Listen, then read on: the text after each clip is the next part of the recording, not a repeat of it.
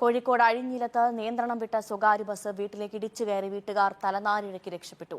രാവിലെ സർവീസ് തുടങ്ങുന്ന സ്ഥലത്തേക്ക് പോവുകയായിരുന്നതിനാൽ ബസ്സിൽ യാത്രക്കാർ ഉണ്ടായിരുന്നില്ല. വീട്ടുകാർ ഉറങ്ങിക്കിടക്കുമ്പോഴായിരുന്നു അപകടം. കിടപ്പ് മുറിയുടെ ഭിത്തി ഉൾപ്പെടെ തകർന്നു. കെ എം ബിജു തയ്യാറാക്കിയ റിപ്പോർട്ട് കാണാം.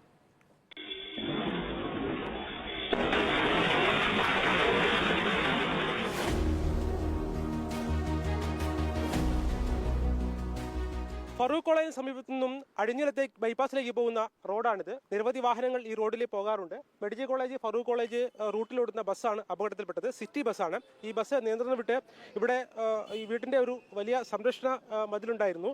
ആ മതിൽ ഇടിച്ച് തെറിച്ച ശേഷം ബസ് നേരെ പോയി തൊട്ട് താഴെയുള്ള വീടിന്റെ ഭിത്തിയിൽ കൊണ്ടിച്ച് ഇടിക്കുകയായിരുന്നു. സർവീസ് തുടങ്ങുന്നതിന് മുമ്പ് ആളുകളെ എടുക്കാൻ വേണ്ടി പോകുന്ന ബസ്സായതുകൊണ്ടാണ് ഈ ബസ്സിൽ ആളുകൾ ഉണ്ടാകാതിരുന്നത്. എന്താണ് ഉണ്ടായതെന്ന് പറയാമോ?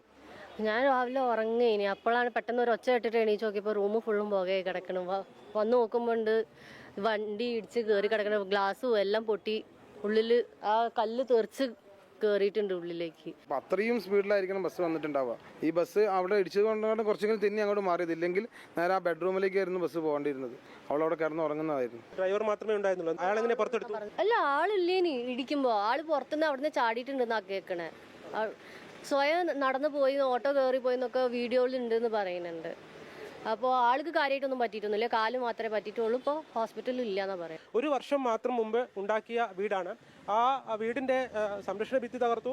അതിനുശേഷം ഈ വീടിന്റെ ഭിത്തി തന്നെ തകർന്ന് ഇതിന്റെ മതിലിന്റെ കഷ്ണമൊക്കെ ഇതിനകത്തേക്ക് വീണ് കിടക്കുന്ന ദൃശ്യങ്ങൾ നമുക്ക് കാണാം. മാത്രമല്ല, ഇവിടെ ബെഡ്റൂമാണ്. ഇവിടെ കിടക്കയൊക്കെ ഉണ്ട്. അവിടെ ആളുകൾ ഉറങ്ങിക്കിടക്കുമ്പോഴാണ് ബസ് നേരെ വന്ന് ഇടിച്ച് കയറിയത്.